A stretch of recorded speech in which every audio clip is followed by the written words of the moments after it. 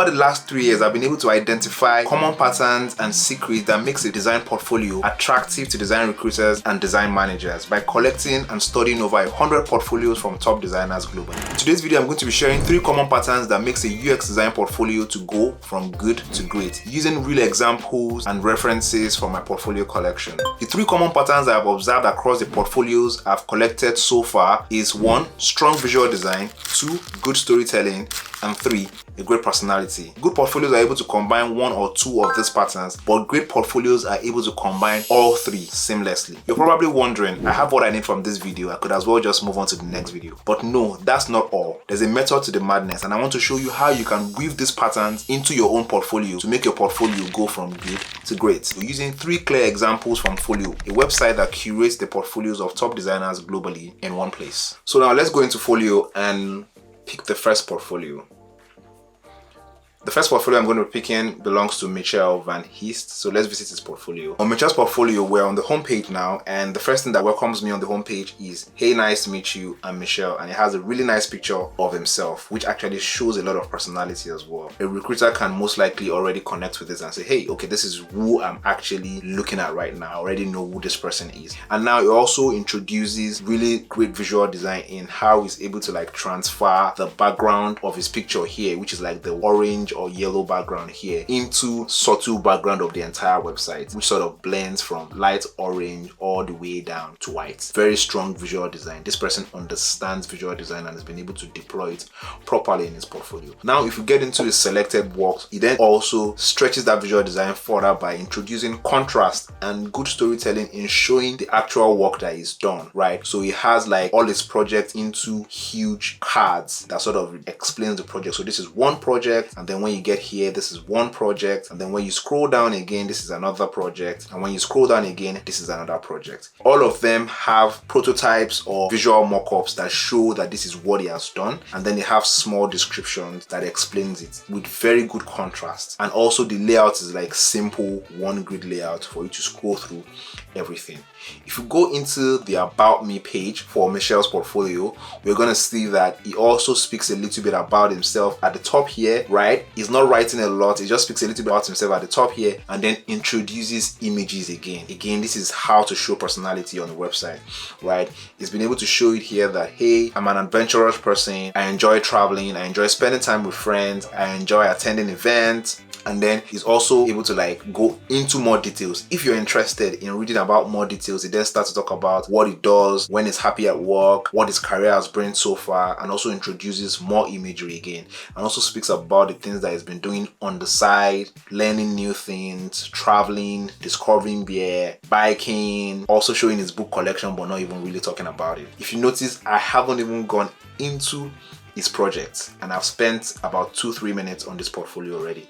So this is an amazing portfolio that combines great visual design, good storytelling, and strong personality. Now let's go back into Folio and let's look for another portfolio to show here, right? The next portfolio I'm going to be selecting would be this portfolio that belongs to Marvin Schreibold. So with Marvin Schreibold, back on the home page now, we have Marvin's portfolio. He describes himself as a product and visual designer based in New York. But if you look at this again, he's been able to like show this in a very interesting way that shows personality. This person understands design principles, and he has been able to like break some rules in this. That is a strong show of personality. He uses really bold typeface as his header, and then when you get into like the pages of the portfolio itself, you start to see how he's able to combine different kind of layouts to show his project. So he has like this large card here, and then this small card, and then he alternates it back on the next one to a small card and a large card, and then the third one introduces even 3 cards. Really good use of layouts, really good use of grids here. If you go into the About page for Marvin's portfolio, it takes that bold typeface further in this page, and he describes himself in an unconventional manner. You don't find something like this in most portfolios that you go through. This is what makes it unique, and this is what makes it a great portfolio. So he speaks about himself, and then you get to scroll through, and then when you're scrolling through, another show of personality. As you're scrolling through each of the project that he has that he says they are live, it just shows you a nice nice small animated thumbnail of those projects. Really interesting way to show your work. And then it talks about like his interviews, and it talks about some of the other things that he's been up to and what he does on the side, teaching design, featured projects, and the awards that he has won. There's no better way to show personality than this, and he also does it in a way that tells a good story of him being a design leader and someone that has some influence as a designer. Again, if you notice, I didn't check any of his works. I didn't go into any of his works. I haven't done that, and I've spent another 2 minutes on this portfolio. Keep it in mind that most times recruiters spend less than 30 seconds or less than 1 minute on a portfolio. But if the portfolio is really good and if it's a great portfolio, recruiters are going to spend time on it. They're going to have a look at it just because you've been able to engage them with good storytelling, strong visual design, and great personality. So let's go into the third portfolio. This is actually my favorite one. That's why I'm actually saving the best for last. And this portfolio belongs to Perry Wang. So let's visit Perry Wang's portfolio. On Perry Wang's portfolio, this is a little bit different. His portfolio is a dark themed portfolio, and his homepage is actually his about page, which is what he wants to show first. Perry wants to show a little bit about himself first before he actually gets into his project. So here is his about me page, a dark themed, beautifully designed website. You can already see that there's a strong use of, color and contrast here. It's just dark neutral color, but then he allows the images to show the vibrant colors while the background is just dark. And again, Perry shows like images and text. He says this is a story. He's been on a trip to Japan. His background is in architecture, and it then goes into how he got into UX and how he's able to bring everything together. Also shows you that in his spare time he does photography, right? This is very good storytelling in the way he's able to like combine imagery and combine the text to tell the story, and it also shows his personality. From this, I can tell that this is a creative person. I can tell that this is somebody that likes to explore. I can tell that this is somebody that has other hobbies outside design. And then if I go into Perry's work, first of all, how he's able to like show the homepage of his work, similar to the first portfolio that I showed, this is also like a one column presentation of all the works that he's done. So if I go into this one, this is Stadia Bluetooth, which is one of his works. Again, the first thing that he shows is the outcome of the work. It's not writing anything. It's not allowing you to spend a lot of time before actually showing the outcome of the work. So the first thing that he shows here is the outcome, and then he scrolls down and then starts to talk about his role, the overview for the work, and introducing some animation. Really good storytelling here, because you're able to like see imagery and animation of the work that he has done. And then once you go down as well, you start to see other components of the other work. It is showing more visuals and more images than he is writing, right? So this motivates me to actually scroll through this portfolio more, right? I can see all the components that he's able to use in his design.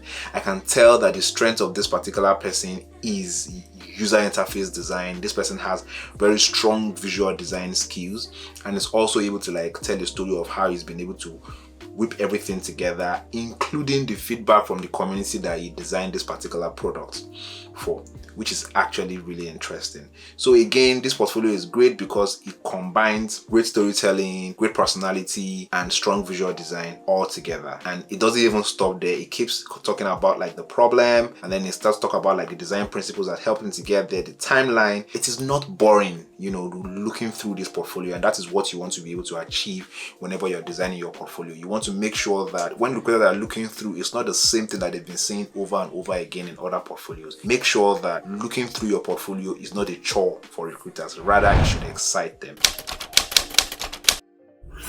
You're probably thinking, how do I apply these patterns to my own portfolio?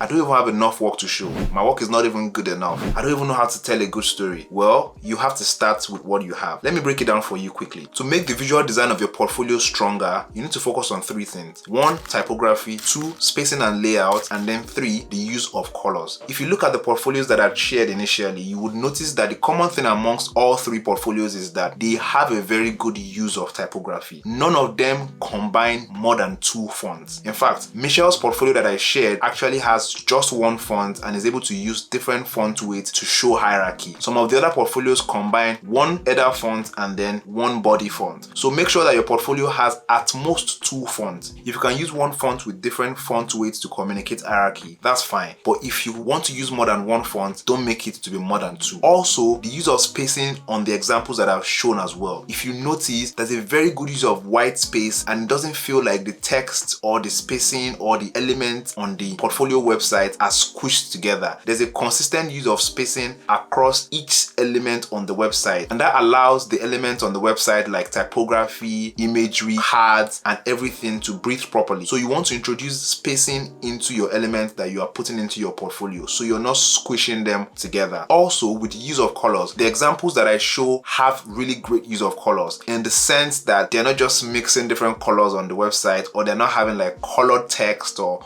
colored typefaces. Instead, what they do is that they've chosen a neutral color for like the background of the website, which you would see mostly maybe white, or in the case of the dark one that I showed, which you see as dark.